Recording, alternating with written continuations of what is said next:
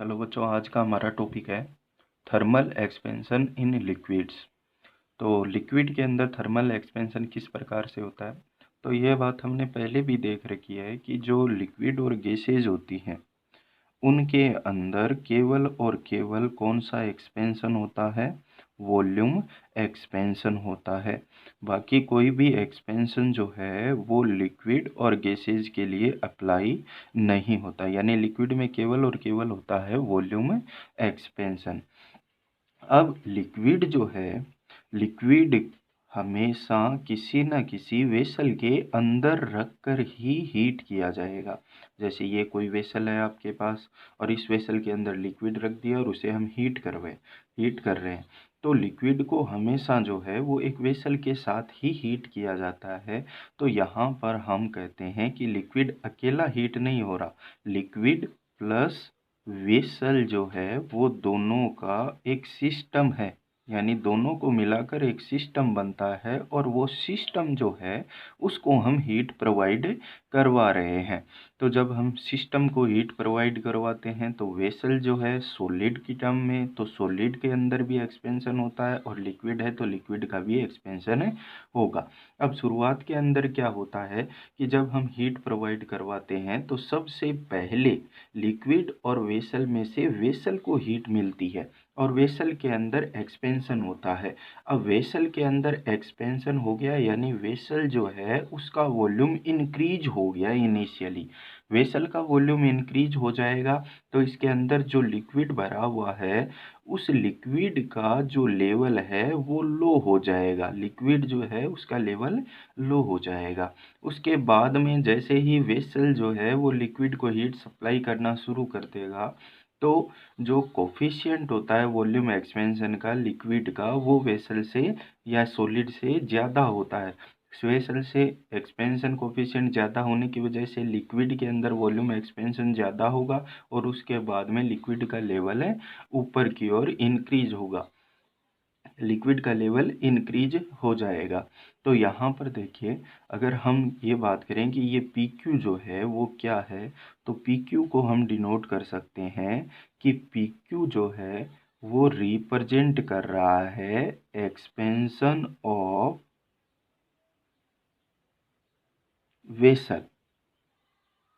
Vessel का expansion किस क्यों रिप्रेजेंट कर रहा है, पी क्यू। अगर हम बात करें क्यू आर की तो क्यू आर क्या रिप्रेजेंट करेगा, यहाँ पर क्यू आर पर रिप्रेजेंट करेगा real expansion of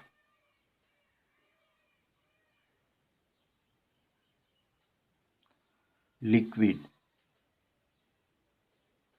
P R क्या रिप्रेजेंट कर रहा है, पी आर रिप्रेजेंट कर रहा है एपेरेंट, यानी जो हमें लग रहा है, रियलिटी के अंदर नहीं हो रहा, जो हमें लग रहा है, represent the apparent expansion of liquid. अब एक्चुअल इंक्रीज की बात करें कि एक्चुअल वॉल्यूम लिक्विड का कितना होगा, तो उसे मैं ऐसे लिख सकता हूँ, actual increase in the volume of liquid is equal to the apparent, यानी जो आप में नजर आ रहा है वो, the apparent increase in the volume of liquid plus the increase in the volume of the vessel. यानी अगर हम actual increase in the volume of a liquid की बात करें कि लिक्विड का वॉल्यूम एक्चुअली कितना इंक्रीज हो जाएगा, तो हम कहेंगे ये दो पार्ट से मिलकर बनता है। एक को तो हम बोलते हैं एपेरेंट इंक्रीज और दूसरे को हम बोलते हैं रियल इंक्रीज। तो रियल इंक्रीज जो है, एक्चुअल इंक्रीज जो है लिक्विड का, वो क्या होगा, apparent increase in the volume of liquid liquid के अंदर आपको कितना इंक्रीज होता हुआ दिखाई दे रहा है या महसूस हो रहा है, plus the increase in the volume of the vessel. Vessel के वॉल्यूम में कितना इंक्रीमेंट हो रहा है। तो एपेरेंट और रियल यानी एक्चुअल इंक्रीज और एपेरेंट इंक्रीज के बेसिस के ऊपर थर्मल एक्सपेंशन कोफिशिएंट जो होता है लिक्विड का, उसे भी हम दो पार्ट्स के अंदर डिवाइड कर लेते हैं। एक को बोला जाएगा कोफिशिएंट ऑफ एपरेंट एक्सपेंशन और दूसरे को बोला जाएगा कोफिशिएंट ऑफ रियल एक्सपेंशन। इन दोनों की वैल्यू अगर हम देखें तो वैल्यू के लिए हम लोग क्या करेंगे, वैल्यू देखते हैं हम लोग। तो मैं यहाँ पर लिख लेता हूँ। अगर हम बात करेंगे apparent coefficient of volume expansion, apparent coefficient of volume expansion की अगर हम बात करेंगे तो इसे हम डिनोट करेंगे गामा ए से। A for apparent is equal to क्या हो जाएगा, apparent expansion in volume upon में initial volume, initial volume into में change in temperature. Apparent expansion को हम लोग एपेरेंट एक्सपेंशन इन वी की बात कर रहे हैं, वॉल्यूम की बात कर रहे हैं, तो इसको हम लिख लेते हैं कितना चेंज हुआ, डेल वी एपेरेंट अपॉन में इनिशियल वॉल्यूम उसका कितना, तो इनिशियल वॉल्यूम को वी इनटू में डेल टी। ये है अपने पास गामा ए यानी gamma apparent, apparent coefficient of volume.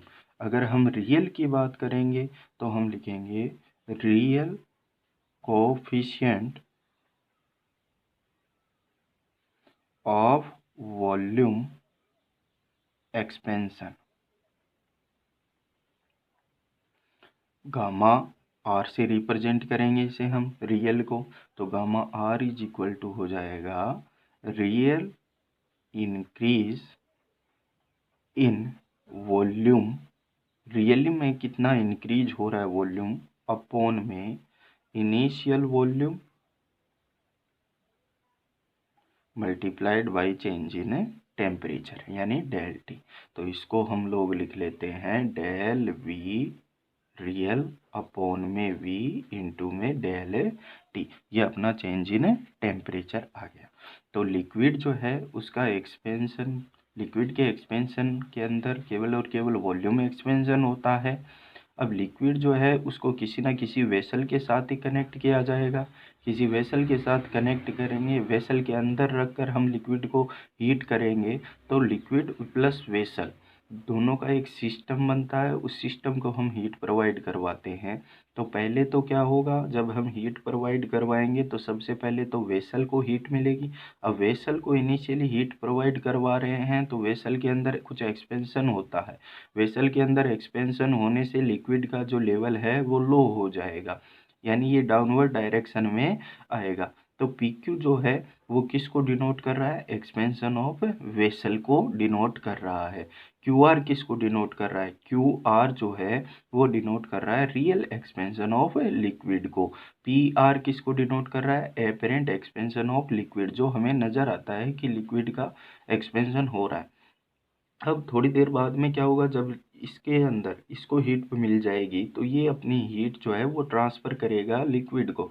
तो लिक्विड का जो वॉल्यूम कोफिशिएंट होता है उसकी वैल्यू सॉलिड के बजाय ज़्यादा होती है, उसकी वजह से लिक्विड के अंदर एक्सपेंशन ज़्यादा होगा, लिक्विड के अंदर एक्सपेंशन ज़्यादा होगा तो लिक्विड का लेवल जो है वो हाई हो जाएगा।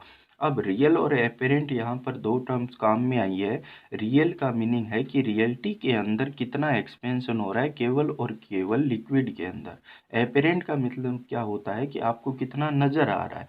तो actual increase in the volume of liquid की बात करें कि एक्चुअल लिक्विड का वॉल्यूम कितना इंक्रीज हो रहा है, तो वो दो के सम के इक्वल होता है। एक तो होता है the apparent increase in the volume of liquid plus the increase in the volume of the vessel, यानी लिक्विड और वेसल दोनों के वॉल्यूम के अंदर कितना इंक्रीज हो रहा है उसके सम के इक्वल होता है actual increase in the volume of liquid. अब यहाँ पर एपरेंट और रियल दो टर्म काम में आ रही है, तो लिक्विड के लिए दो टाइप के कोफिशिएंट होते हैं। एक को बोला जाता है apparent coefficient of volume expansion, दूसरे को बोला जाता है real coefficient of volume expansion. Apparent coefficient की बात करें तो मैं लिखूंगा gamma A is equal to apparent expansion in volume, जितना आपको महसूस हो रहा है, अपॉन में इनिशियल वॉल्यूम इनटू में चेंज इन टेम्परेचर। अगर रियल की बात करें तो रियल इंक्रीज इन वॉल्यूम कितना रियलिटी के अंदर इंक्रीज हुआ है, अपॉन में initial volume into change in temperature. तो यहाँ पर हम देखेंगे कि गामा ए और गामा आर दो टाइप के अपने पास कोफिशिएंट होते हैं। अगर हम अकेले केवल फ्लास्क या फिर जो वेसल है उसका कोफिशिएंट देखना चाहें तो अकेले फ्लास्क का हम कोफिशिएंट देख सकते हैं। अगर केवल फ्लास्क या वेसल की ही बात करें तो उसका कोफिशिएंट कितना हो जाएगा आपके पास, gamma vessel is equal to del V. ये वी केवल और केवल है वेसल का, कि वेसल के अंदर कितना चेंज हो रहा है वॉल्यूम में, अपॉन में इनिशियल वॉल्यूम किसका है, ये वेसल का, इनटू में चेंज इन टेम्परेचर। तो ये आपके पास आ जाएगा फ्लास्क या वेसल का वॉल्यूम एक्सपेंशन कोफिशिएंट। अब अगर हम तीनों की देखें कि गामा रियल जो गामा आर हमने देखा, दूसरा गामा एपेरेंट जो होता है, और तीसरा गामा वी या फिर गामा फ्लास्क की बात मैं कर लूँ, गामा वेसल, इन तीनों के अंदर क्या रिलेशन होगा। तो सबसे पहले ही हमने एक बात लिखी थी कि एक्चुअल इंक्रीज जो होता है लिक्विड के वॉल्यूम के अंदर वो दो का सम होता है, apparent increase in the volume of liquid और increase in the volume of vessel. तो अगर हम गामा रियल की बात करेंगे तो गामा रियल यानी gamma R is equal to gamma apparent plus में गामा वेसल, इन दोनों के सम के इक्वल होता है गामा रियल की वैल्यू। अगर हम अब देखेंगे कितना चेंज हो गया तो मैं लिखूंगा change in volume in liquid relative to vessel. अगर हमें निकालना हो change in volume in liquid relative to vessel is, हमें निकालना हो गामा वी, तो मैं लिखूंगा gamma V apparent is equal to V gamma apparent into में डेल टी। अब गामा एपेरेंट जो है वो है अपने पास, गामा एपेरेंट की वैल्यू अगर मैं दिखूं तो गामा रियल माइनस में गामा वेसल इनटू में डेल टी, या फिर मैं गामा वेसल, ये सॉलिड के लिए है तो मैं लिख लेता हूँ वी गामा रियल माइनस में 3 इंटू में एल्फा वेसल इंटू में डेल टी। ये अपने पास आ जाएगा चेंज इन वॉल्यूम या एपेरेंट चेंज इन वॉल्यूम। इसके बेसिस पर हम लोग तीन टाइप से डिवाइड कर सकते हैं कि कब तो जो लिक्विड का लेवल है वो इंक्रीज होगा हीटिंग करने पर, कब वो डिक्रीज होगा और कब वो कांस्टेंट रहेगा। तो अगर हम इसी से बात करें इस वाले से कि जब डेल वी एपेरेंट की वैल्यू पॉजिटिव आएगी इसका मतलब वॉल्यूम इंक्रीज हो रहा है। जब इसकी वैल्यू नेगेटिव आएगी तब मैं कहूँगा कि इसका वॉल्यूम डिक्रीज हो रहा है। और डेल वी की वैल्यू जीरो यानी चेंज जीरो हो रहा है, इसका मतलब इनिशियल और फाइनल वॉल्यूम दोनों इक्वल हैं। तो ये वैल्यू पॉजिटिव कब आएगी जब यहाँ से देखेंगे हम ये कहेंगे कि अगर गामा आर की वैल्यू गामा वी से या फिर गामा वी की वैल्यू जो है वो इक्वल टू है 3 एल्फा वेसल से। तो अगर गामा आर की वैल्यू गामा वी से ग्रेटर है तो डेल वी एपेरेंट जो है वो आएगा पॉजिटिव, और डेल वी पॉजिटिव आने का मीनिंग है कि लिक्विड का जो लेवल है, लिक्विड का लेवल वो हीट करने पर इंक्रीज होगा। अगर इससे उल्टी हम बात करें कि गामा रियल की वैल्यू अगर गामा वेसल से जो कि है 3 एल्फा इससे कम हो तो क्या होगा, डेल वी एपरेंट जो है उसकी वैल्यू आएगी अपने पास, गामा वी एपरेंट की जो वैल्यू आएगी अपने पास वो आएगी नेगेटिव। नेगेटिव आने का मीनिंग है कि लिक्विड का लेवल जो है वो लेवल डिक्रीज होगा।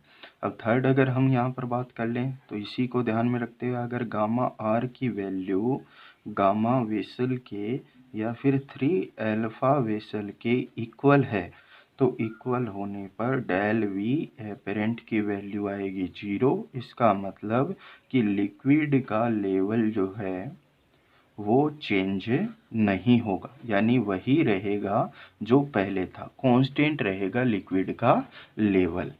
तो यहाँ से हम लोग ये डिस्कस कर सकते हैं गामा आर और अल्फा की वैल्यू के बेसिस पर कि कब तो लिक्विड का लेवल इंक्रीज होगा, कब लिक्विड का लेवल डिक्रीज होगा और कब कांस्टेंट रहेगा। और वो सीधा सीधा हम डायग्राम से भी देख सकते हैं कि अगर इसका एक्सपेंशन कोफिशिएंट जो है वेसल का वो ज़्यादा होगा तो एक्सपेंशन वेसल के अंदर ज़्यादा होगा, एक्सपेंशन वेसल के अंदर ज़्यादा होगा तो लिक्विड का लेवल जो है वो डिक्रीज हो जाएगा। वही चीज़ यहाँ पर हम लोग 3 पार्ट्स के अंदर डिस्कस कर रहे हैं। एक एग्जांपल हम लोग देखते हैं। The real coefficient of volume expansion of glycerin is 0.000597 per degree centigrade and linear coefficient of expansion of glass is 0.000009 per degree centigrade. Then the apparent volume coefficient of expansion of glycerin is, यानी आपको apparent coefficient पूछ रहा है, real दिया हुआ है आपको और लीनियर भी आपको दिया हुआ है। तो हमारे पास जो रिलेशन था वो रिलेशन क्या था कि गामा रियल जो है वो इक्वल टू होता है गामा एपेरेंट प्लस में गामा वेसल। अब आपको जो है वो गामा रियल दिया हुआ है, गामा एपरेंट पूछ रहा है और गामा वेसल आपको दिया हुआ नहीं है, उसकी जगह क्या दिया हुआ है, लीनियर कोफिशिएंट दिया हुआ है। तो gamma vessel is equal to 3 alpha. Alpha की वैल्यू आपको गिवन है क्वेश्चन के अंदर, लीनियर कोफिशिएंट कितना गिवन है, 0.0000009 पर डिग्री सेंटीग्रेड। तो यहाँ से हम लोग देख सकते हैं कि गामा वेसल की वैल्यू रख लेते हैं। तो गामा रियल, पहले तो गामा एपेरेंट को इधर ले आते हैं, इसको इधर ले आएंगे तो gamma apparent is equal to क्या बनेगा, गामा रियल माइनस में गामा वेसल। गामा रियल की वैल्यू अपने पास है 0.000597 माइनस में गामा वेसल की वैल्यू है अपने पास, इसे मल्टीप्लाई कर लेंगे तो कितना बन जाएगा, 0.000027। इसको डिग्री है, इसको अगर हम इसमें से माइनस करेंगे तो माइनस करके देख लेते हैं कितना बचेगा, 0.750000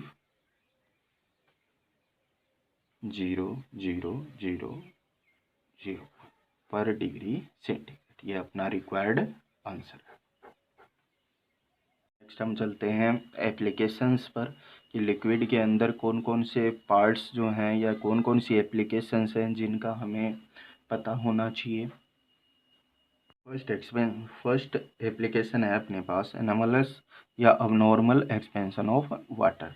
अब वाटर के अंदर क्या होता है कि हम सबको पता है वाटर अबनॉर्मल बिहेवियर करता है हीट की वजह से। कैसे कि जैसे आप टेम्परेचर नॉर्मल लिक्विड की अगर हम बात करें, कोई भी नॉर्मल लिक्विड है आपके पास एक्सेप्ट वाटर, तो नॉर्मल लिक्विड के अंदर जब आप उसको हीट प्रोवाइड करवाते हो तो हीट प्रोवाइड करवाने पर उसका एक्सपेंशन होता है। एक्सपेंशन का मीनिंग हो गया कि उसका वॉल्यूम जो है वो इंक्रीज हो जाएगा।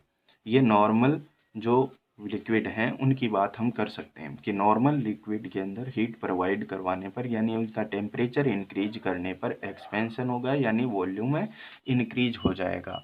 लेकिन वाटर की बात करें तो वाटर के अंदर ये चीज़ें नहीं होती, यानी दो हम ऐसे बोल सकते हैं कि वाटर का जो बिहेवियर है वो 2 पार्ट्स में डिवाइड रहता है। कैसे कि जब वाटर के अंदर हम उसका टेम्परेचर इंक्रीज करते हैं 0 degree centigrade to 4 degree centigrade. तो 0 to 4 degree centigrade temperature increase करने पर उसका जो वॉल्यूम है वो वॉल्यूम डिक्रीज होता है। वॉल्यूम जो है वो क्या होता है, डिक्रीज होता है। 4 डिग्री सेंटीग्रेड पर उसका वॉल्यूम जो है वो मिनिमम हो जाता है। फिर 4 degree centigrade to any temperature, यानी हम 4 डिग्री सेंटीग्रेड से ज़्यादा कोई भी टेम्परेचर इंक्रीज करते हैं तो उसका वॉल्यूम नॉर्मल लिक्विड के वॉल्यूम की तरह ही इंक्रीज होना स्टार्ट हो जाता है। ये बोला जाता है एनामोलस या अबनॉर्मल एक्सपेंशन ऑफ वाटर। किसकी वजह से होता है कि जब 4 डिग्री सेंटीग्रेड से 0 डिग्री सेंटीग्रेड टेम्परेचर कम करते हैं तो वाटर जो है वो आइस में कन्वर्ट होना स्टार्ट हो जाता है।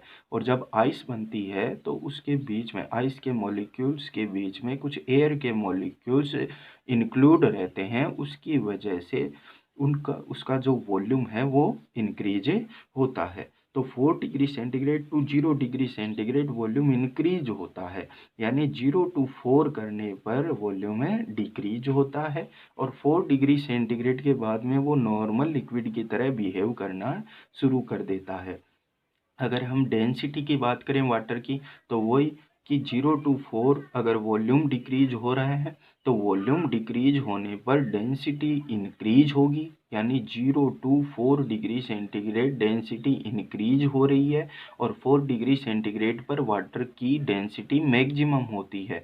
4 डिग्री सेंटीग्रेड से बाद में जैसे ही हम टेम्परेचर को और इंक्रीज करते हैं तो वो नॉर्मल लिक्विड की तरह बिहेव करने लग जाता है। तो वॉल्यूम इंक्रीज होगा तो डेंसिटी डिक्रीज हो जाएगी। इसे बोला जाता है abnormal expansion of water. Second अपने पास एप्लीकेशन है कि टेम्परेचर इंक्रीज करने पर जो डेंसिटी है उसके अंदर कितना इंक्रीमेंट होता है या कितना डिक्रीमेंट होता है, उसका हमें पता लगना चाहिए कि इतना अमाउंट जो है वो डिक्रीज होगा या इंक्रीज होगा। तो जैसे हम लोग बात कर रहे थे अभी, नॉर्मल लिक्विड जो है उस नॉर्मल लिक्विड का अगर आप टेम्परेचर इंक्रीज करते हो, नॉर्मल कोई भी लिक्विड है आपके पास, अगर आप उसका टेम्परेचर इंक्रीज करते हो तो टेम्परेचर इंक्रीज करने पर जो उसका वॉल्यूम है वो वॉल्यूम भी इंक्रीज होता है। और वॉल्यूम इंक्रीज होने पर डेंसिटी जो है उस लिक्विड की वो डेंसिटी डिक्रीज होती है, क्योंकि वॉल्यूम और डेंसिटी जो है वो एक दूसरे के रेसिप्रोकल होते हैं। या मैं बात कर लूँ जैसे डेंसिटी डी जो है वो इन्वर्सली प्रोपोर्शनल होती है वॉल्यूम के।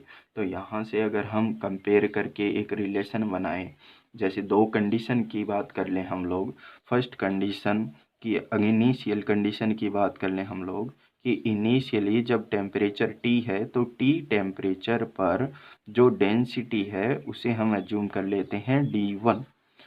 टेम्परेचर हमने इंक्रीज कर दिया टी प्लस डेल टी, तो इसकी डेंसिटी हो गई D2। तो अगर हम D2 की वैल्यू को फाइंड आउट करना चाहें तो इसका हमें कंपेयर करनी पड़ेगी। D1 upon D2 is equal to V2 upon V1 करना पड़ेगा। अब मैं इनिशियल वॉल्यूम अगर लेके चलूँ तो इनिशियल वॉल्यूम जो है वो हम एज्यूम कर लेते हैं V। फाइनल वॉल्यूम कितना हो जाएगा, तो टेम्परेचर इंक्रीज कर रहे हैं तो वॉल्यूम में भी इंक्रीमेंट होगा। यहाँ पर टेम्परेचर में हम डेल टी इंक्रीज कर रहे हैं तो वॉल्यूम के अंदर हमने बोल दिया कि डेल वी इंक्रीमेंट हो गया। तो अब वॉल्यूम हो गया V प्लस डेल वी। तो यहाँ से कंपेयर करके देखें तो मैं लिखूंगा D1 अपॉन में D2 is equal to V2 upon V1, और V2 यानी फाइनल वॉल्यूम है V plus del V upon में आ जाएगा आपके पास इनिशियल वॉल्यूम V। अब यहाँ से अगर डेल V की वैल्यू हम लिखना चाहें तो डेल V की वैल्यू लिख सकते हैं। तो क्या बनेगा, देखो D1 अपॉन में D2 is equal to V plus del V। Temperature में इंक्रीज करने पर वॉल्यूम इंक्रीमेंट कितना होगा, तो del V is equal to होता है V initial volume gamma del T upon में V जो है वो कॉमन आ जाएगा, ऊपर से V कॉमन आ गया तो अंदर बच गया 1 plus gamma del T upon में V से V कैंसिल आउट हो गया। अब अगर इसे मैं उल्टा कर दूं तो d2 अपॉन में d1 इज इक्वल टू बन जाएगा 1 अपॉन 1 प्लस गामा डेल टी। अगर मैं इसे ऊपर ले जाना चाहूँ केवल इसी पार्ट को, तो हमें पता है कि पावर किसी की भी क्या होती है 1। अगर इसे ऊपर ले जाएंगे तो पावर बन जाएगी 1 प्लस गामा डेल टी की पावर -1। पावर बन गई माइनस के अंदर। तो क्या बनेगा, बाइनोमियल थ्योरम का यूज करते हैं वापिस से, पावर आ जाएगी यहाँ पर। तो d2 अपॉन में d1 इज इक्वल टू बन जाएगा 1 माइनस गामा डेल टी, यानी d2 फाइनल जो डेंसिटी है वो हो जाएगी initial density 1 minus gamma del T. ये अपने पास डेंसिटी का रिलेशन आ गया कि डेंसिटी किस तरीके से चेंज होगी और कितनी चेंज होगी। लिक्विड एक्सपेंशन की थर्ड अपने पास एप्लीकेशन होती है effect of temperature on upthrust force, कि टेम्परेचर का इफेक्ट अपथ्रस्ट फोर्स पर किस प्रकार से पड़ता है। तो अगर हम अपथ्रस्ट फोर्स की बात करें तो अपथ्रस्ट फोर्स जो होता है अपने पास, उसकी वैल्यू अपने पास होती है v वॉल्यूम इंटू में डेंसिटी और इंटू में g, यानी अपथ्रस्ट फोर्स होता है v D G, v volume, d density और g ग्रेविटेशनल एक्सीलरेशन। अगर हम बात करें कि अपथ्रस्ट फोर्स जो है वो वॉल्यूम और डेंसिटी पर डिपेंड करता है, केवल और केवल हम टेम्परेचर की बात करें तो टेम्परेचर के रेस्पेक्ट में बात कर रहा हूँ मैं, कि अपथ्रस्ट फोर्स जो है वो वॉल्यूम और डेंसिटी पर ही डिपेंड कर रहा है, जी तो कांस्टेंट होता है। तो वी वॉल्यूम कितना चेंज होता है टेम्परेचर के रेस्पेक्ट में और डेंसिटी कितनी चेंज होती है वो हमें यहाँ पर देखना है। तो वॉल्यूम कितना चेंज होता है तो हम लिख लेते हैं कि फाइनल वॉल्यूम जो है V dash is equal to हो जाता है कितना, V initial volume 1 plus gamma del T. अब ये जो वॉल्यूम है वो किसका होता है, लिक्विड का होता है या उस पार्टिकल का होता है जिस पर अपथ्रस्ट फोर्स लग रहा है। तो ये जो वॉल्यूम होता है वो उस पार्टिकल का होता है जो किसी लिक्विड की सरफेस के ऊपर फ्लोट कर रहा है या फिर उस लिक्विड के अंदर कुछ मोशन कर रहा है। ये वॉल्यूम होता है उस सॉलिड पार्टिकल का। तो यहाँ पर अगर गामा की हम बात करेंगे तो गामा हम लिक्विड का न लेते हुए किसका लेंगे, उस सॉलिड पार्टिकल का हम लोग गामा काम में लेते हैं।